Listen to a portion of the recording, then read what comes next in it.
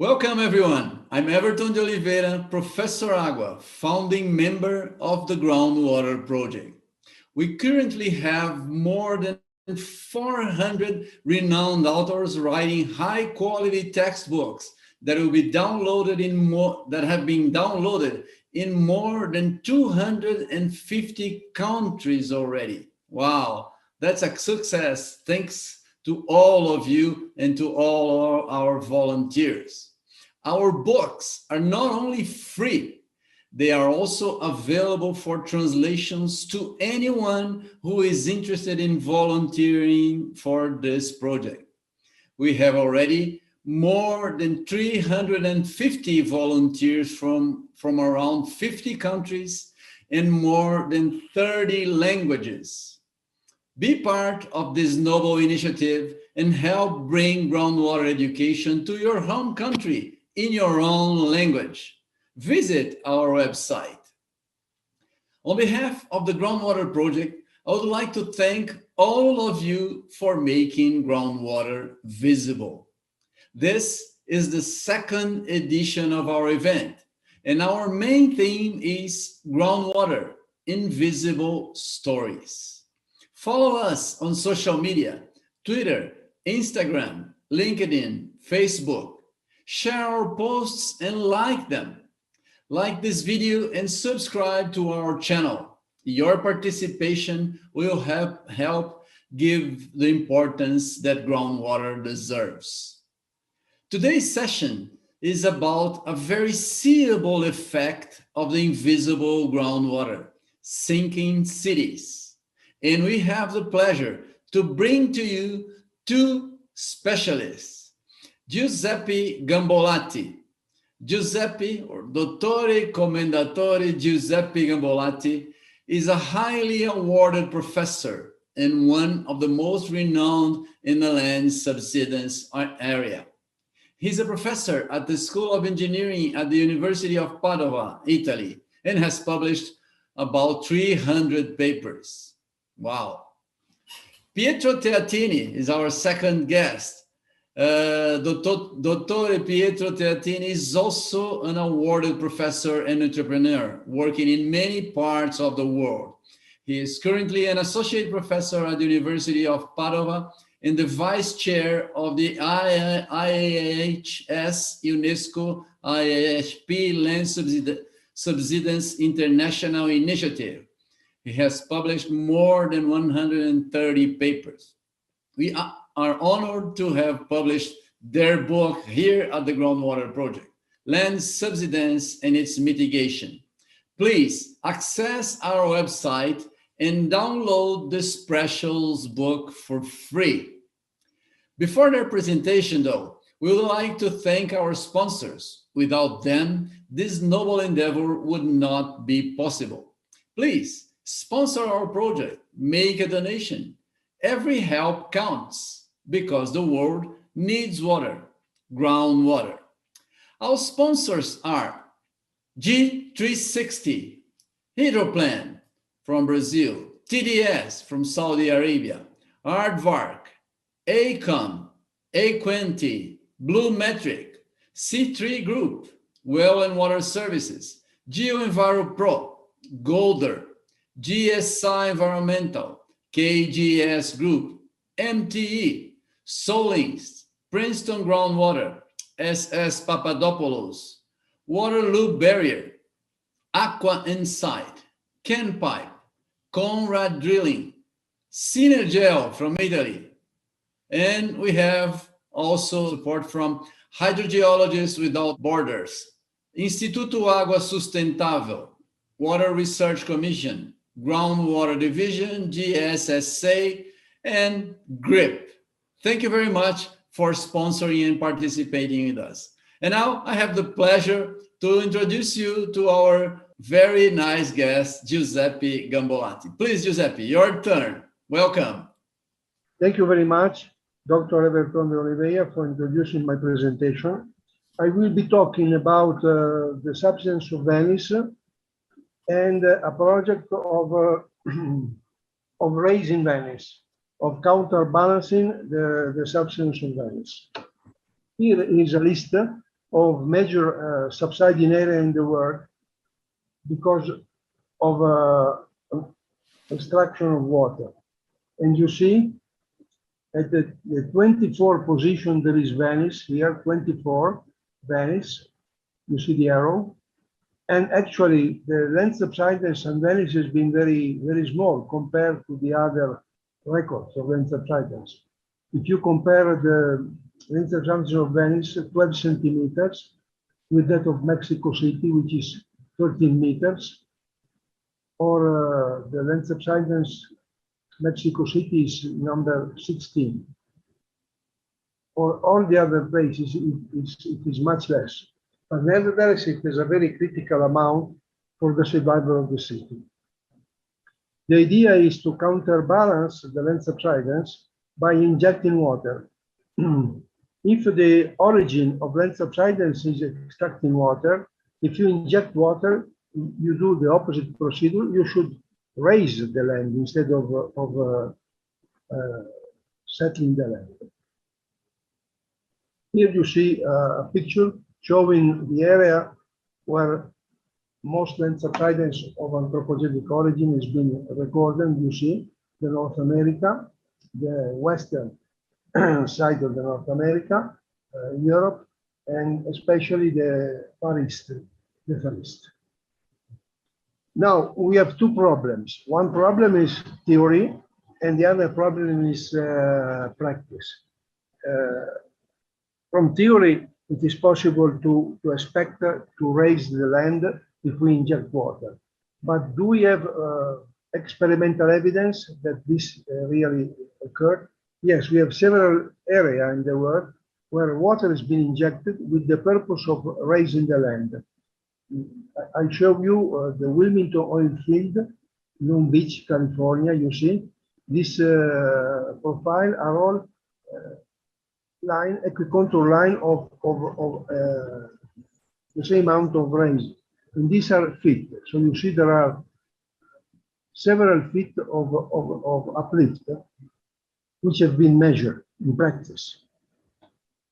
This is in Tokyo, in Japan. There is been recharging of the aquifer, and the recharging the aquifer is the same as injecting water, because when you recharge the aquifer, it means that you put into the water, and you see 10 centimeters of uplift has been measured. And, sorry, and this is Taipei City in Taiwan, the same. And this is an area in Las Vegas, United States. All this blue color and dots indicate uplift of the land. And finally, another example, a major example worldwide is called Lake Albert in Canada. You may see injecting vapor. You can. It is difficult to understand the figure, but anyway, it is several centimeters, 28 centimeters of uplift. So we have experimental evidence that injecting water, you can uplift the land. So the idea is to plan a project in Italy to uplift Venice by injecting water. I skip this. This is how Italy looked like at the beginning of the Quaternary Age, 1 million years ago. Venice did not exist, of course. At the time, the Po River plain here was filled with water. Turin, Milan, Bologna, Venice, the major Italian city, did not exist. The land did not exist. There was water. There was only the Alps to the north and the Apennines to the south. And the product of the degradation of both Alps and Apennines were dumped into this area, filled with water, and progressively filled with sediments, and gave rise to the present for river plain. During the Quaternary age, there has been several glaciations. The last glaciation was the Worm glaciation. It started approximately 1,000 years ago. 100,000 years ago. At the climax of this glaciation, when the ice covered most of Europe and part of Italy, the sea went down by approximately 100 meters relative to the present level. And then that occurred almost 20,000 years ago. 20,000 years ago, when the glaciation ended and the ice started to melt, so the water started to rise, reaching more or less the present level approximately 6,000 years ago. And after 6,000 years ago, the level of the sea remained more or less stable with small fluctuation. Okay. During this up and down of the sea, several lagoons were formed, were shaped. A lagoon is an area occupied by water that is affected by quick changes, not only during geological times, but also during historical times. For instance, you can see here a map of the lagoon of Venice, dating back to 1,000 years ago, more or less.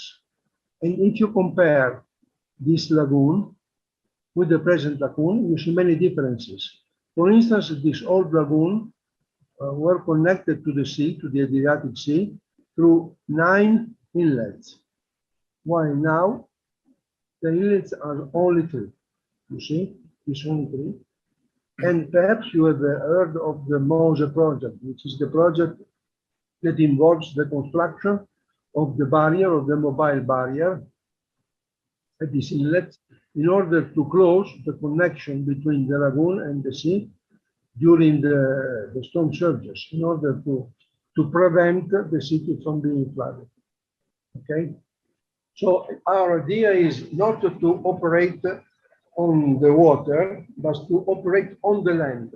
It means to raise the land. To raise the land. In order to plan a project, to design a project which is realistic, you need many data concerning the geology of the underground of Venice. We had many geoseismic analysis performed by Eni, which is the Italian oil company, which is a very famous worldwide Italian oil company. Geoseismic analysis performed during the 70s of the last century. These all green lines, these are all profile of geoseismic analysis, which helped us to reconstruct the geology of the underground. This is a reconstruction of the geology of the underground coming out of the geoseismic analysis.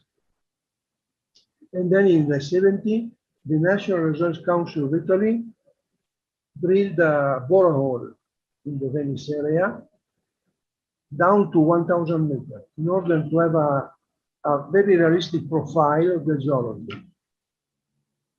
And this is a unit, a very important unit, because it is the unit that will be injected using the water. This unit is filled with salty water. This is very important because the idea is not to take fresh water, but is to use salty water from the sea to inject into salty aquifers. So we have much water available. We not to take the water from the fresh reservoir, but we take the water from the sea. This is a reconstruction of the Venice Lagoon, of the geology below the lagoon.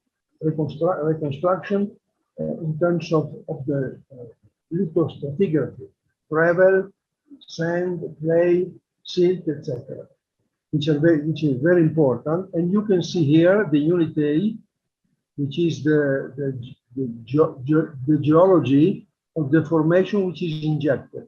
So the depth goes from 600 meters down to 900 meters. So this is the depth of injection. The technology is available.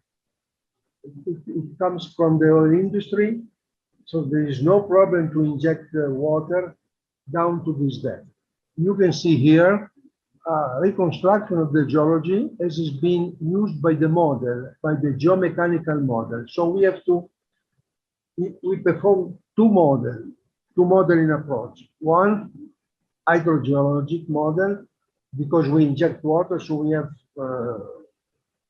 problem of hydrology. And as a major result, we have a problem of geomechanics because we inject water, we increase the pressure of the water on the ground, and as a major consequence of this increase, the injected formation expand, and the partial expansion or total expansion is transferred to the land surface, so the land surface raise. And this is the geology of the underground below Venice, as reconstructed using the geoseismic analysis and as represented by the hydrologic and the geomechanical model. Here there are the top of several formations, top PLS3, top PLS2, which mean Pleistocene, which is a part of the Quaternary. The Quaternary is divided into eras. The Pleistocene, from the beginning of the Quaternary up to 1,000 years, 10 years ago, when the Holocene, the most recent part of the Quaternary, started. So we identified a number of formation, Pleistocene 3, Pleistocene 2, and Pliocene 2 also, that were injected. These are formation lying at a different depth, okay?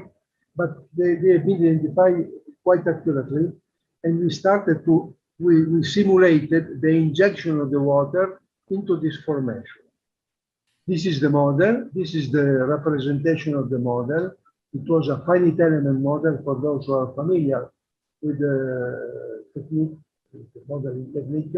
And you may see here the representation of the unit, of the injected unit, PLS2, PLS1, PLS3, and PC2 also, and PC2 also. So the modeling approach occur into different phases. The first phase is to design a system, a number of wells to be used to inject the water. These are 12 wells on a circle having 10 kilometers diameter, comprising Venice. You see, Venice is just in the center of the circle. And these are the boreholes, the injection boreholes, 12 overall. Now, when you inject water, you increase the pressure of the water, of the formation injected.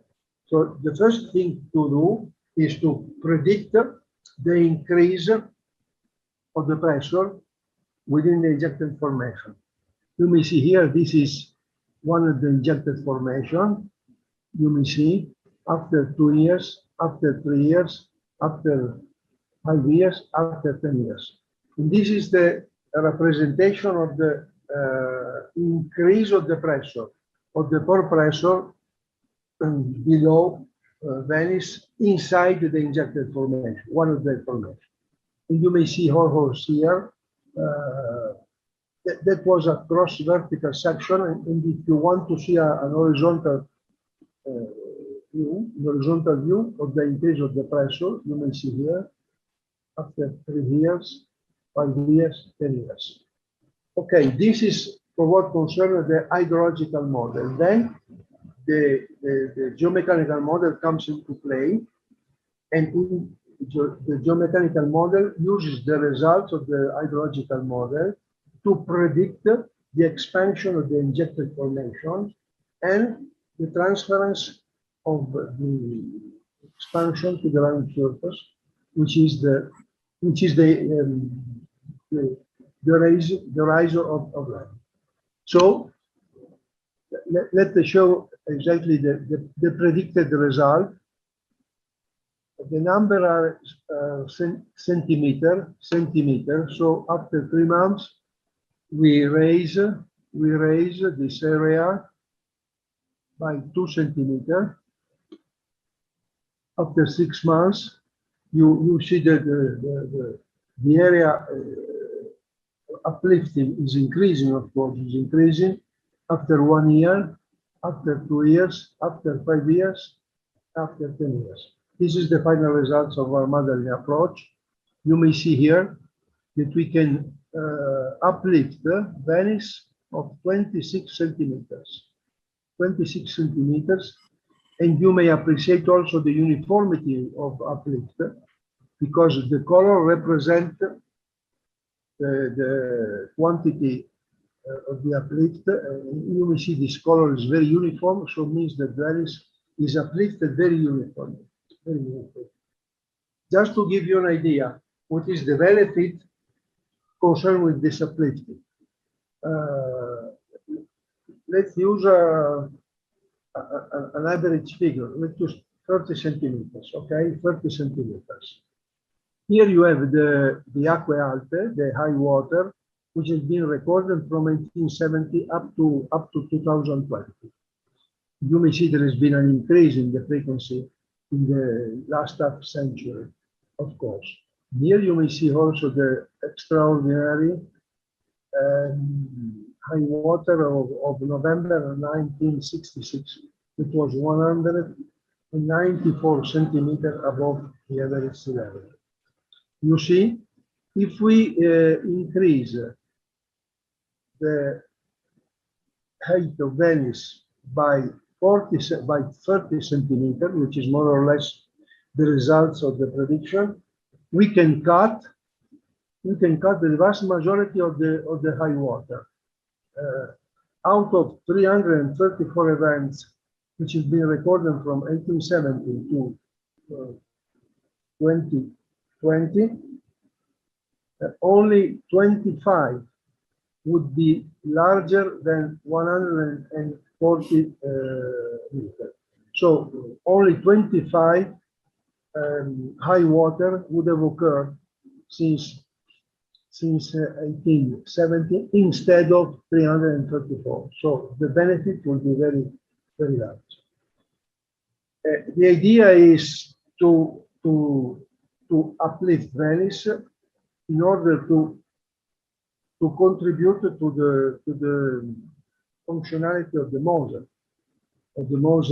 Mose project, which is almost toward the end, and no one can say how long it will take to complete the project, the Mose, the mobile barrier, but this could represent a substantial help for the survival of the Mose project. You know, the Mose project has attracted many critics, and there are a number of people thinking that the Mose project will produce very important modification of the lagoon, and very much afraid that it will involve very dramatic environmental changes. And if we should increase the land of Venice by 30 centimeters, we could provide a very important contribution to the safety of this very important engineering. I think I can stop here. Thank you very much. That was quite interesting project. We're going to talk about that after Pietro's presentation. Thank you very much, Giuseppe. That's very interesting, and we'll talk about that after Pietro. Thank you. Okay. Now, I have the pleasure to bring to you Pietro's presentation. Please, Pietro. Okay. Thank you. Okay. So good afternoon or good morning to everybody. I'm going to give you a presentation today about the land subsidence and its mitigation, that it is really the topic of the book that we developed for a water project. So this is the cover of our book. It's very nice. And just a quick outline, I will revise quickly which is the physical process causing land subsidence for the people that are really not strictly involved. Then I will show you how this problem of land subsidence, let's say, evolved in the world during the last century, more or less. I'll give you some description about in which way we can monitor, we can measure land subsidence, and in which way we can compute using models, and therefore we can make some prediction about land subsidence depending on how much water we remove from our aquifer system. And at the end, I will show you two case studies, two very important and very different case studies: the problem of land subsidence in Indonesia and the problem of land subsidence in Pakistan. And at the end, I will conclude with some, let's say, short note about how we can mitigate this problem. So let's start from the beginning. Why we have this process and what this process means. So if we consider a portion of our subsoil, okay, this is the picture on the top left, we have that the soil is composed by grains and pores. In the pore space, we have water. And what's happened is that the load caused by the soil, we call it total geostatic load. The weight of the soil at depth is supported in part by the water pressure, that it is located in the pores, and in part by the stress, so the contact that the single grain exchange one with each other. So what's happened when we have a well, and from this well we start producing water from the aquifer system? It happens that generally we decrease the pressure of the water that it is located in the pore space.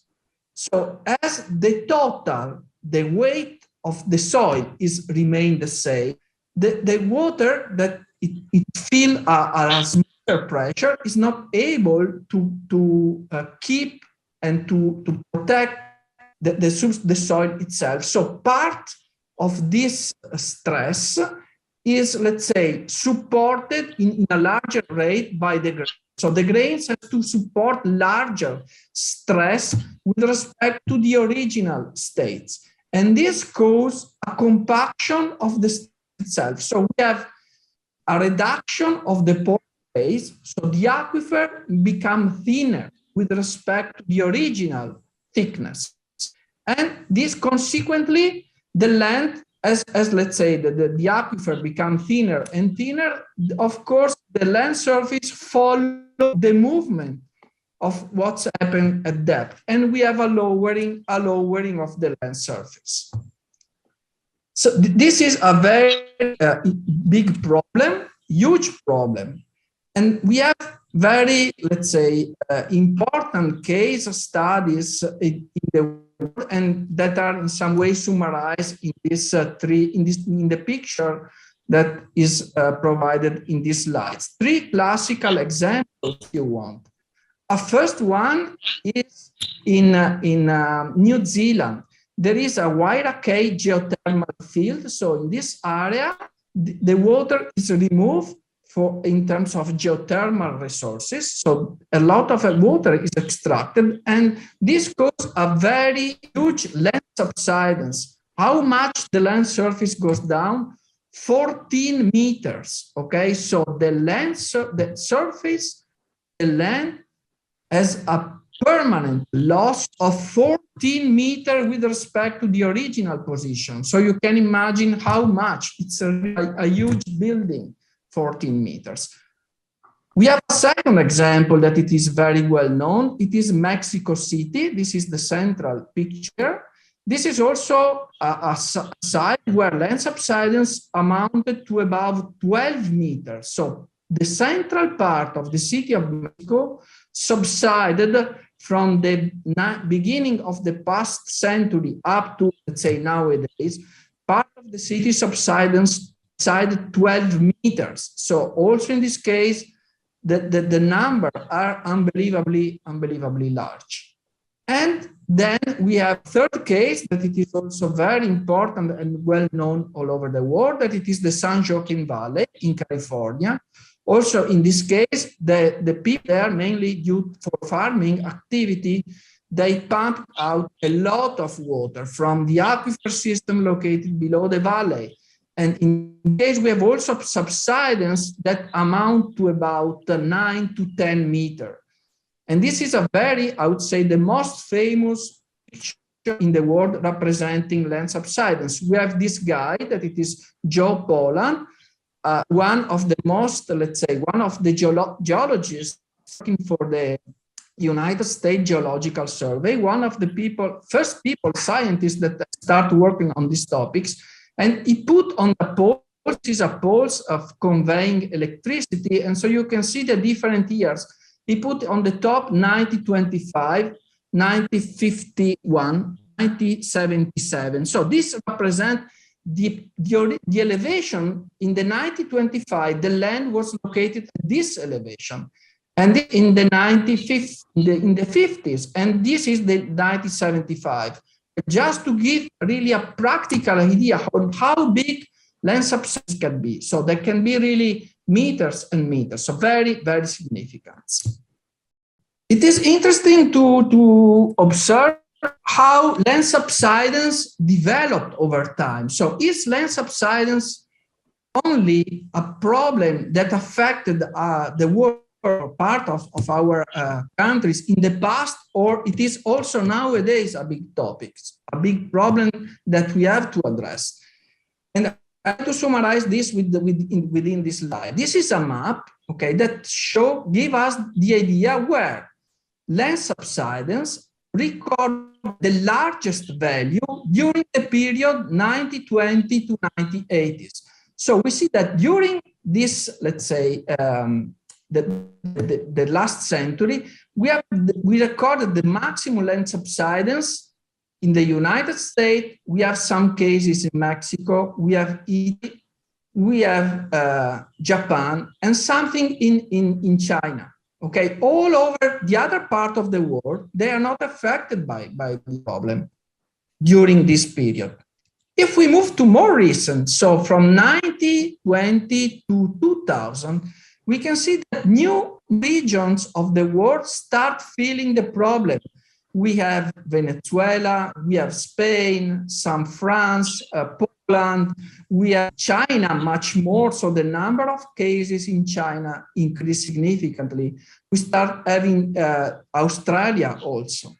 But if we even more recent, let's say to the last 20 years, we can see that the portion of our world that changed color from gray to blue increased more or less everywhere. So it means that land subsidence during the last 20 years affect really a lot of countries that were not affected if we simply go back 20 years ago. So it's a process that, even though we know that happens, it starts affecting and threatening countries or part of countries all over the world. This is also highlighted by this picture. This picture shows how many papers has been published from 1970 up to last year, 2020. The number of papers published where the title, the abstract, or the keywords contain the land subsidence. So if we go back in the 70s, we can see that there are only 3, 4, 5 papers published on this topic. But look how the trend increased dramatically. And we can see that we have more or less nowadays an exponential increase. A lot of more researchers work on these topics. And this, of course, is a sign that the process is becoming wider and wider, and it is affecting more sites all over the world. Where subsidence is really, which are, let's say, the classical types of site that are strongly affected by land subsidence nowadays, and which are losses let's say the negative consequences are strictly related to land subsidence.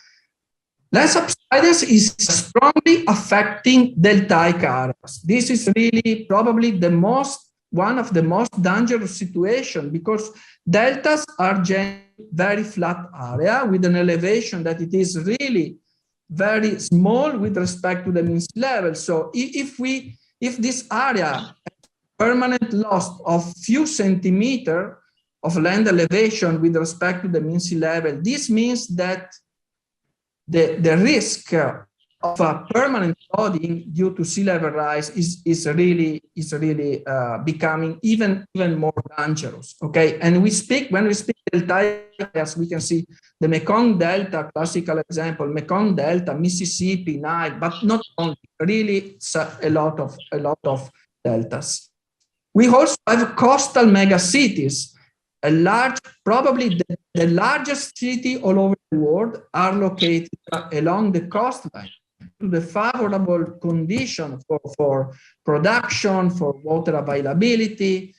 And so these largest cities are located on the coast. But if we have that these cities have a permanent loss of land elevation, significant amount of land elevation with respect to the sea, then the risk of flooding increase significantly. So there are several megacities that are now really threatening flooding, and even more frequent flooding, not due to sea level rise, but due to the fact that the city itself has lost meters of elevation with respect to the mean sea level. And the classical example, the most well known, is Jakarta nowadays. Then we have a problem of related to land subsidence also in arid regions. So in inner urbanized area or inner rural area where land subsidence is associated to earth fissuring. So land subsidence, differential land subsidence, does not only cause a flat lowering or flat loss of the land surface, but also generate big cracks that develops for kilometers. They are kilometer-long cracks, and of course with big problem in relation to structural failure. So if these cracks affect or cross some buildings, these buildings can be put in danger. Or we have also problem related to aquifer contamination, because these cracks represent a preferential pathway for surface contaminant to flow at depth. Happens significantly, for example, in North China, in the Trans-Mexican volcanic belt, in Arizona, Utah, so Iran, Iraq, let's say arid region.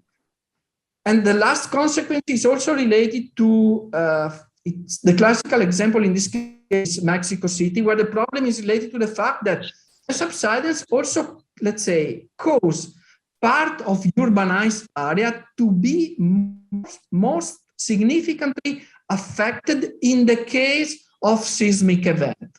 So let's say it reduces the ability of the soil with respect to the seismic activity. So it is really a big problem.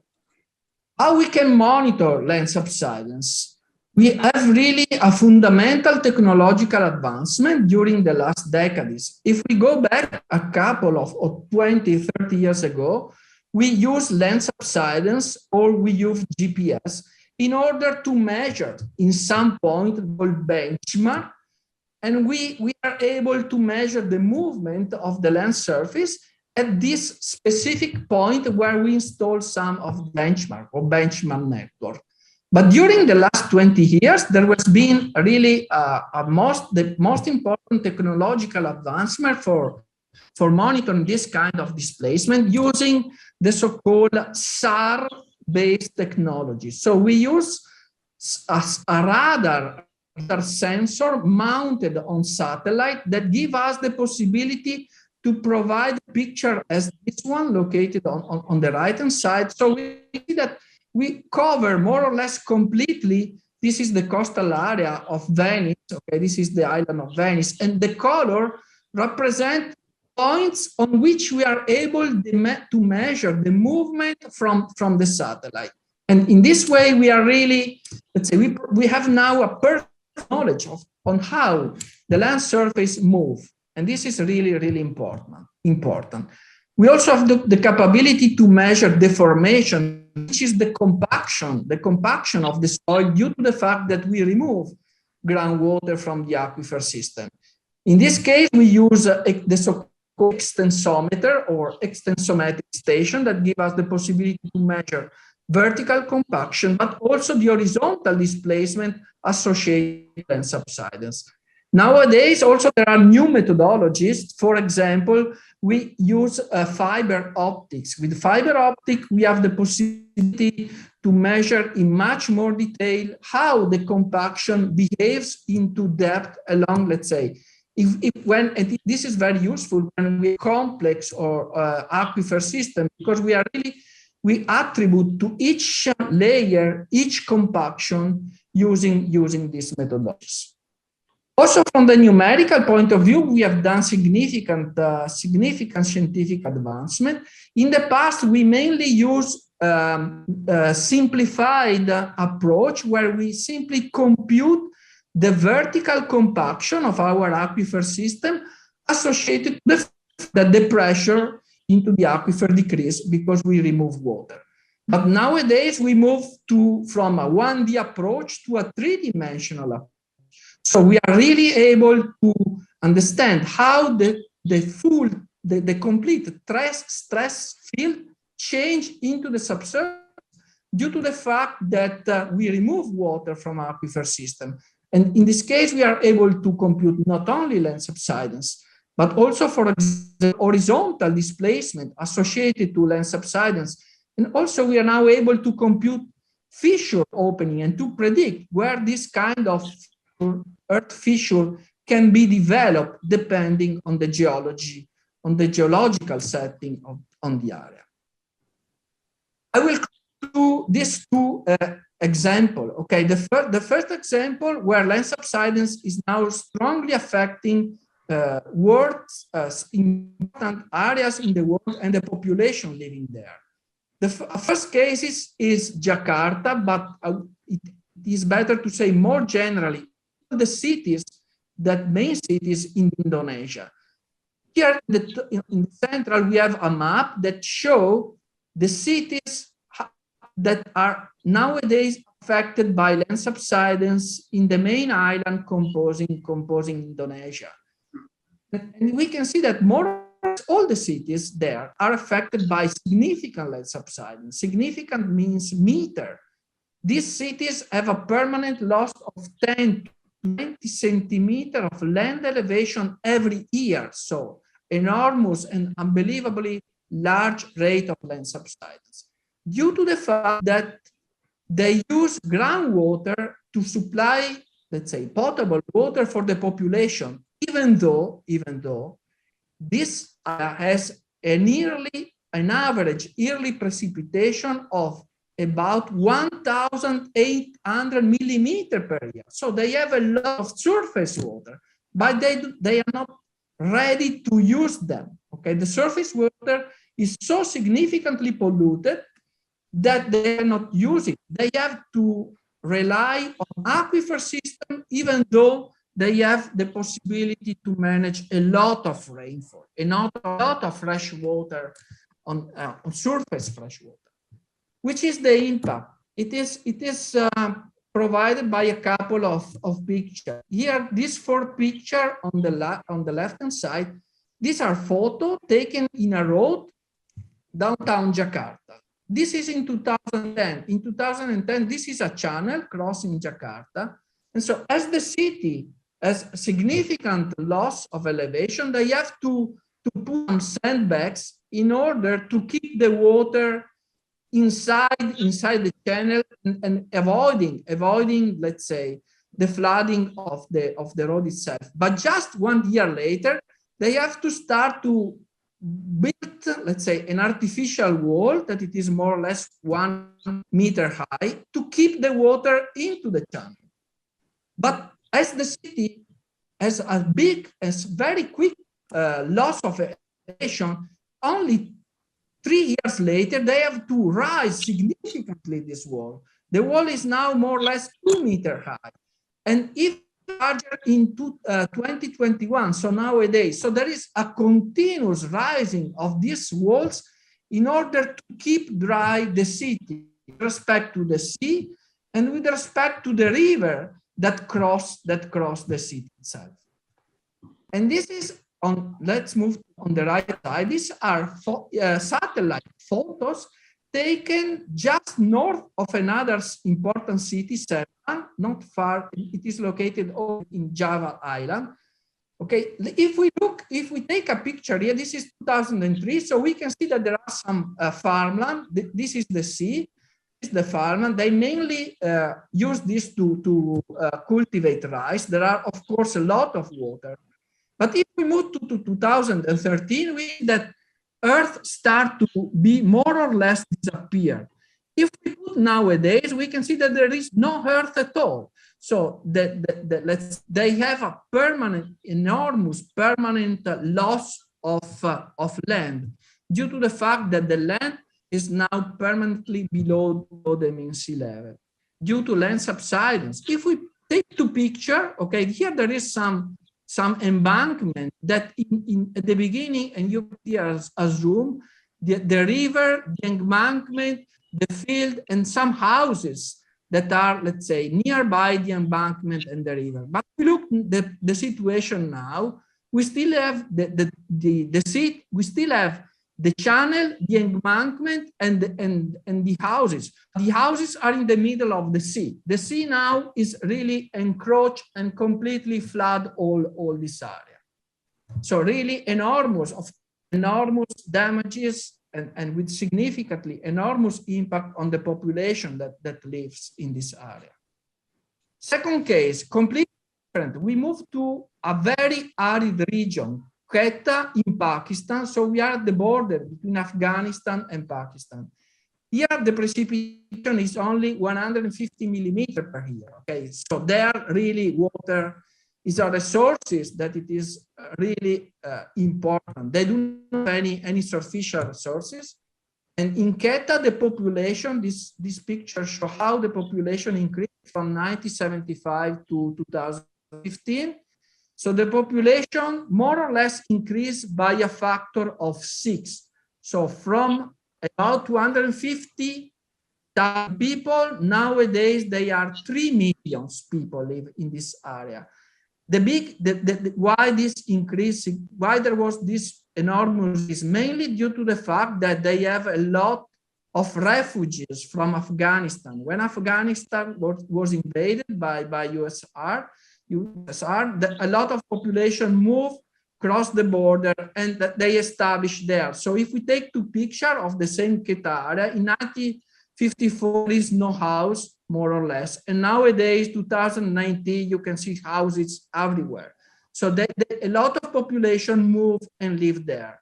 Of course, population needs something to eat. So during this 20, 30 years, they increase significantly crop production by extracting water from the subsurface. There is no other water sources there. And this caused, again, significant land subsidence. This is just a couple of pictures showing that from 2015 to 2019, there was a subsidence in the valley of Quetta of about 70 centimeters. So it means 15 centimeters per year of land subsidence. Here we are very far from the sea. So which is the problem? The problem is that in these cases, land subsidence is associated to earth fissuring. So subsidence causes a lot of earth fissure that cross the valley and damages, of course, the field, but damages also houses, hospital, as this figure on the top show. So also in these cases, land subsidence is really a process that is damaging significantly the population that live in this region. So to conclude, so can we mitigate land subsidence? So land subsidence is a process that it is irrecoverable. Okay, you cannot return back to the original elevation. Once the land has gone as a loss of elevation, that loss is no more recoverable. So it is really important, let's say, to first of all manage properly the available water, or even better, groundwater resources, in order to avoid land subsidence. This is really fundamental. So it is very important to establish a cooperation between scientists and water authorities to plan a proper supply and distribution of water system before and during the growth of this urban center. This is fundamental, because once subsidence start to be developed and to occur, we cannot return back to the original state. So once the subsidence has started, mitigation can be carried out in some way. Okay, of course, this can be done simply reducing the withdrawal rate, amounts that are sustainable for the aquifer system, or to adopt some plant to recharge artificially the aquifer. And this picture shows, for example, what has been done in Shanghai, in China. Also, Shanghai subsided significantly, more or less 2 meters, or even more than 2 meters. It is also a city on the sea, so it is also dangerous for the city itself. What they've done, they have converted the original wells that were used in the past to withdrawal water into wells, blue dot, wells that are nowadays used to inject water into the aquifer system in order to rise as fast as possible the pressure into this aquifer system, in order to, let's say, to mitigate as much as possible the subsidence that are affecting these cities. And with this, I close. Thank you. Thank you very much.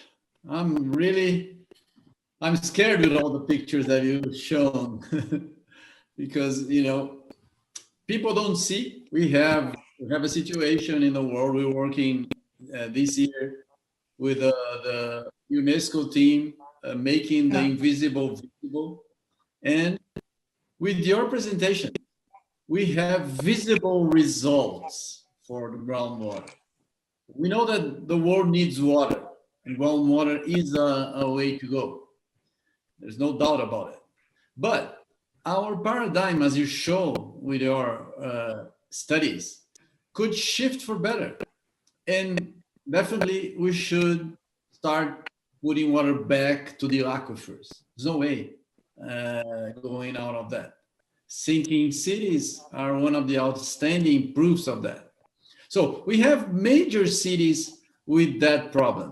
And we see that we are actually draining our continent, right? Not only we take water from the aquifer, but we send that, you know, as a result to the ocean.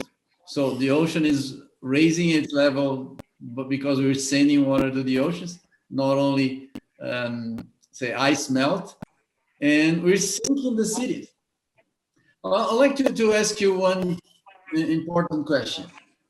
We have, as I usually mention, we have now the economy in the world all concerned about carbon sequestration and carbon, you know, storage in deep reservoirs. So it is possible to do something similar with water, correct? So how do you see the world if we don't do anything? Because cities will keep sinking, we'll have these problems everywhere, and we don't have the population and the politicians thinking about a solution in the long term. How do you see this problem, please? Pietro, if you want to answer, Pietro, you have so many examples. Provide an explanation. Yeah, let's say, yeah, it is, I agree in the sense that for sure we let's say, what it is very difficult, it is clear that you start developing cities or mega cities, as nowadays happens, mainly in developing country, without a proper plan on how fresh water can be distributed to these millions of people that live in this small space. That should be the only way that, and the most easy and the easiest that these people has is simply to drill a well below their houses, in their garden, and take directly water from there. If let's say the public authority do not provide water to them, the only solution that they have is this. By themselves, they can drill wells and remove water for their own life. So what it is really important is, let's say, to try to make clear to the local authorities and that this is a problem that they have to think as soon as they understand that is start growing and growing. Because if a city reach, let's say, a too big or too large area with too many people, at that moment it is more or less impossible to take any effective mitigation strategy. So it is something that must be done in advance. There are some areas or only rich country, a solution can be put in place, say, when land subsidence has been occurred. For example, Shanghai, as I already showed you, Shanghai, it is possible that at a certain moment, as if you want, what's happened in Venice in the 70s. So as soon as they recognize that groundwater withdrawal from aquifer system can cause land subsidence, they can, let's say, switch off or shut down the wells and use some other kind of water. But this can be done only where if the country is sufficiently rich, sufficiently well developed. This is the case, for example, of Tokyo in Japan. But if we move to countries that are more poor, they are still developing, as other countries in Asia, and nowadays even more megalopolis in Africa that are now along the same way. In these countries, I think that it is really, really important to, let's say, to try to inform, at least to inform the government and the water authorities to pay attention to this. And then, of course, let's say, we cannot do really much more than try to inform this, who is in charge of developing the city, the countries from the Euro point of view. I agree with you. We had here before your session, we had one interview talking about Indonesia. And one of the experience that I would like the people that are watching us go there and see that other session of our event. That's very nice.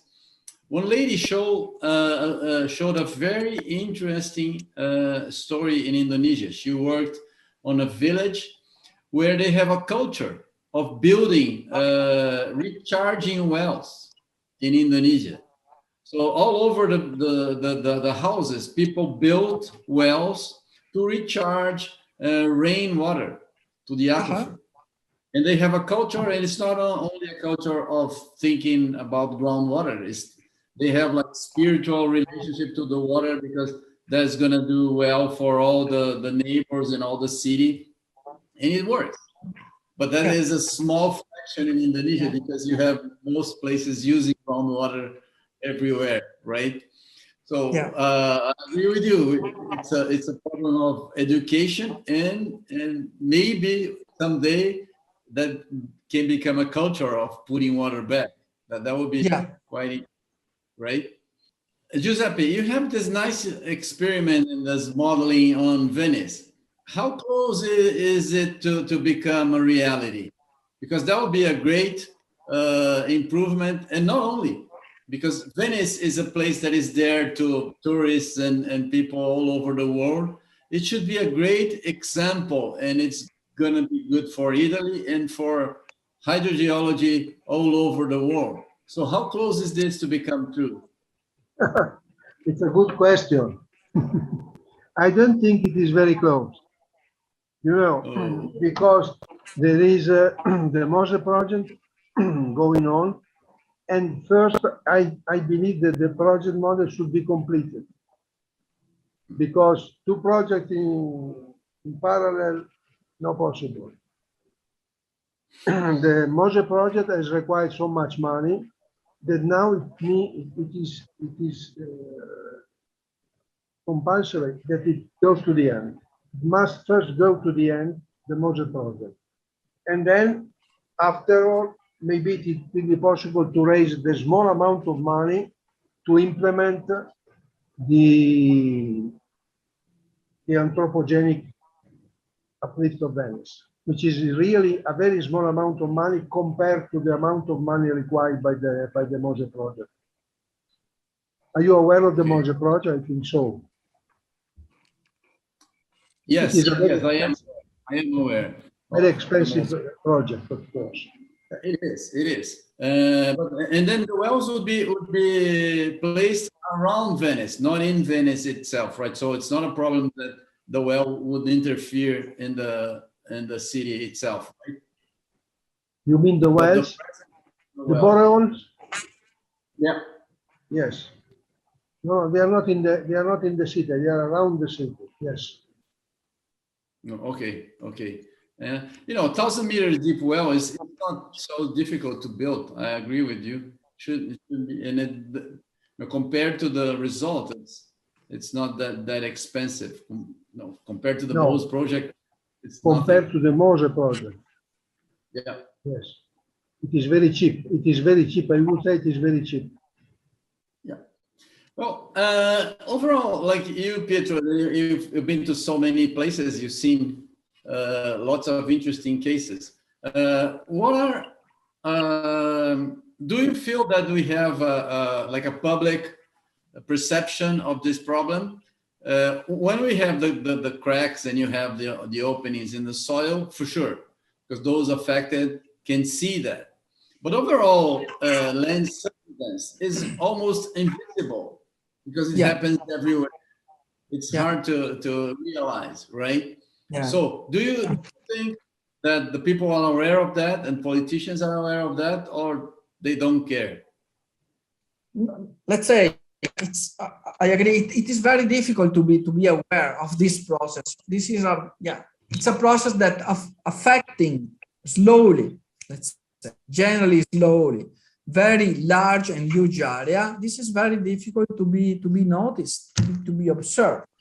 So and so for this reason, let's say it is much more or much less visible to the population and to the governments of our countries or our city. And of course, let's say if we have a landslide or if we are adding, these are something that happens in a very short time, affected very, let's say, relatively also small area, but it is very visible to everybody. Yes. And if you want, it's something that you can recover. So if you wait sometimes, if you have a large flooding, sometimes then the water move away, and you after 1 year you return back to the pristine situation. But land subsidence is not like this. If you wait, and land subsidence goes, you are not anymore able to return back. So it also this disadvantage with respect to other natural processes that threaten our environment. But as you say, it is something that it is being not so visible and occurring in a very long time. This is less evident for the population and for the people who govern us. So they are less afraid about this. So it's not very easy. It is not very easy to make them aware how this process can permanently threaten the environment where population live. I agree with you. I agree with you. Yes. Well, we have what we anticipate is that, for example, if you pick the example of Jakarta, they have a huge plan to move the capital away from there. Yeah. So this has or is going to have a lot of social impacts because the other city tends to become like a ghost city, and then the crime is rife and all the problems that arise from that, right? And we may see similar things in other places because even if you don't have not only the land subsidence, but the water is groundwater, the aquifers are going dry as well, right? So if you don't see the land subsidence, you will see the lack of water. So definitely, we at the groundwater project in our event here, we're trying to make groundwater visible through these major situations that we see. It is visible to us, but not to the general public. So it's probably our, let's say, our responsibility to tell everybody and to make a big noise that we have to do something, correct? I agree. Yeah, I perfectly agree. Yeah. Well, guys, our time is up here now already. It was very nice having you both here. Thank you very much. You're doing a great work. The world needs more intellectuals and researchers like you guys doing a great job. And we'll see each other again because your topic is so important. And I hope we can bring it up in other situations as well. Thank you very much for coming and talking to us. Thank you. You're welcome. Thank you. Okay, welcome.